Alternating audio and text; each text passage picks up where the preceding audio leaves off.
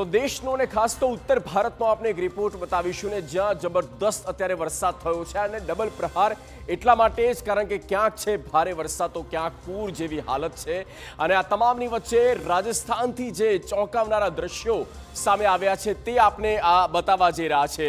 આ છે એ આપણે રિયલ ફૂટેજ બતાવી રહ્યા છે।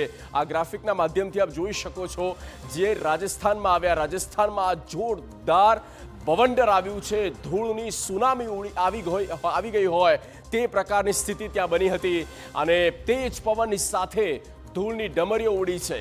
ચારે તરફ ધૂળની ડમરી ઉડવાને કારણે આખા વિસ્તારમાં જયપુરની નજીક જ્યાં આ બન્યું અને ત્યાં આખા વિસ્તારમાં અંધારપટ છવાઈ ગયો। બપોરના સમયે ત્યાંથી નીકળતા જે વાહનો હતા તેઓને તેમની હેડલાઇટ ચાલુ રાખવી પડી કારણ કે વિઝિબિલિટી ખૂબ જ ઘટી ગઈ હતી, અત્યંત ધૂંધળું દેખાઈ રહ્યું છે અને આ પ્રકારનું આ વાતાવરણ બદલાયું છે અને જેની અસર આ વિસ્તારમાં પણ જોવા મળી રહી છે। અને એટલા માટે જ આગળ વાત કરીએ આકરા તાપની સામે જ્યાં સામનો કરી રહેલું ઉત્તર ભારતમાં હવે થોડી રાહત મળી છે।